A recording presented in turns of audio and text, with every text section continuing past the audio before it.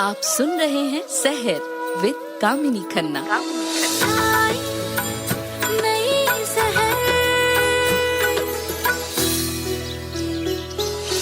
ओम कृष्णाय वासुदेवाय हरे परमात्मने प्रणतक्लेशनाशाय गोविंदाय नमो नमः।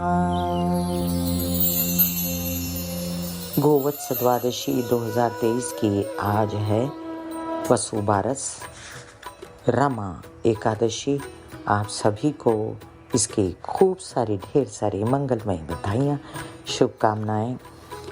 इस दिन गाय बछड़े की पूजा करने का विधान है और बताया जाता है कि पहली बार कान्हा वन में गाय बछड़े को चराने गए थे इस दिन, इसलिए ये गोवत्स द्वादशी का दिन गौ माता और बछड़े को समर्पित है।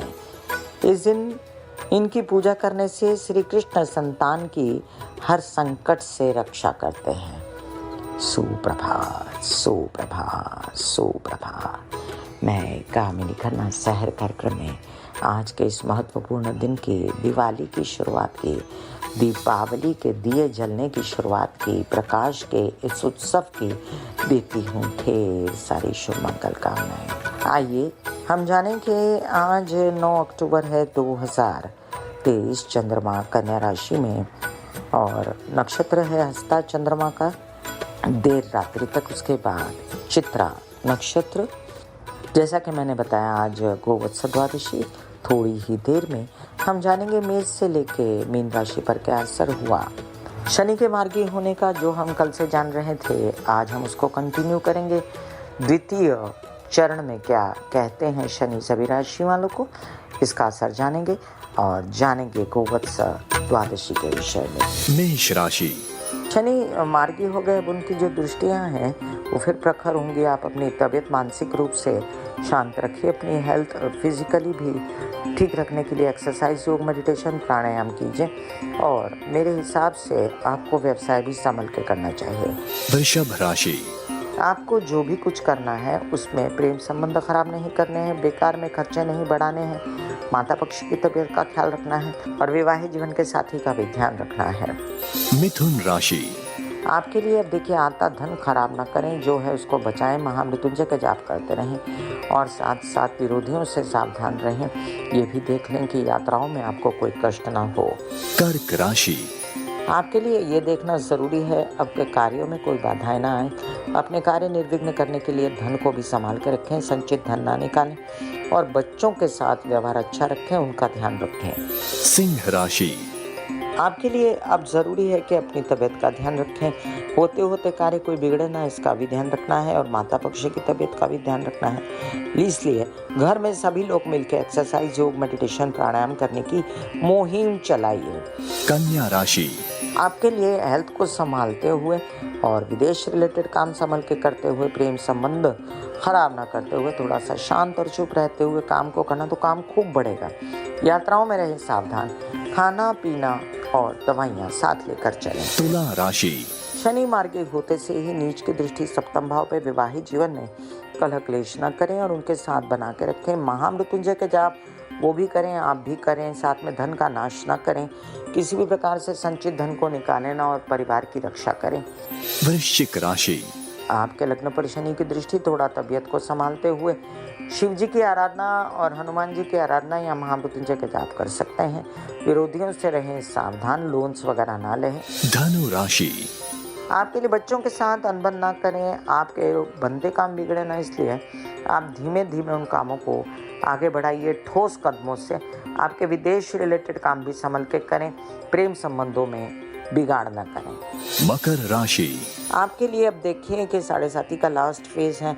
माता पक्ष की तबीयत का ध्यान रखें, अपनी तबीयत का ध्यान रखें। हड्डी, स्कल, दांत, हाथ, spine, spondylitis, slip disc, arthritis से रिलेटेड कोई समस्या ना हो।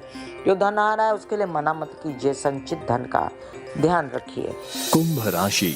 कुछ काम प्रवास यात्रा से रिलेटेड हैं तो उनको संभल के कीजिए। आपके विवाहित जीवन के साथी के साथ भी अच्छा बर्ताव कीजिए और कुछ काम जो पिता के साथ मिलके करने थे वो भी आपको संभल के करने हैं, उनकी तबीयत का ध्यान रखना है और कुछ भी करके कड़वा नहीं बोलना है कार्यस्थल पर। मीन राशि।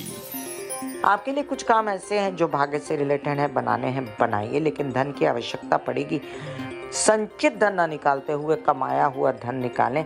विरोधियों से सावधान और तबीयत ठीक रखें। वैसे तो शनि की दृष्टि यहाँ सभी के लिए हानिकारक 2023 में है, क्योंकि शनि की दृष्टि पड़ रही है मेष राशि पर, सिंह राशि पर, वृश्चिक राशि पर। मंगल सूर्य इनके मित्र नहीं हैं और शनि जो हैं वो कंफर्टेबल नहीं रखते इन राशियों को। ऐसे में शनि की दृष्टियाँ किसको फिर भी प्रॉब्लम कम देती हैं, और वो राशियां हैं मकर और कुंभ राशि। हालांकि मकर और कुंभ राशि को प्रॉब्लम दे रहा है चंद्रमा, क्योंकि उनकी 7.5 लगी हुई है। लग्न वालों को, जैसे मकर और कुंभ लग्न वालों को कम त्रास है। सुप्रभात सुप्रभात सुप्रभात। आइए हम जानते हैं सूर्य का वो कारगर उपाय जो आपके जीवन में खुशियाँ, आनंद, उत्साह, उमंग, स्वाभिमान और साथ साथ में मान सम्मान लाएगा। वो है सूर्य को जल चढ़ाना।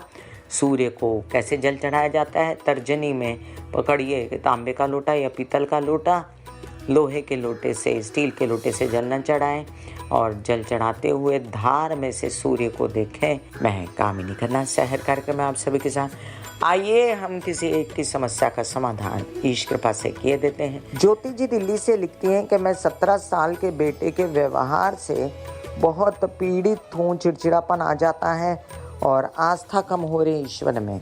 नंबर दिया है 5। प्रभु की आस्था कभी कम नहीं करनी चाहिए। हर इंसान अपने कर्मों के हिसाब से फल पाता है और आपके बेटे का भी कोई और फल होगा, आपका कुछ और होगा। नंबर जो दिया है उससे ये समझ में आता है कि आप सूर्य की आराधना करें, माइंड स्ट्रॉन्ग कीजिए, अपने बच्चों को भी सूर्य की आराधना सिखाएं। अगर नहीं मानते वो तो कम से कम सूर्य की आराधना जब आप करते हैं तो कटोरी में पानी लेकर करें, वो पूजा का पानी आप परिवार में सबको पिलाएं। हो गया जी इनकी समस्या का समाधान।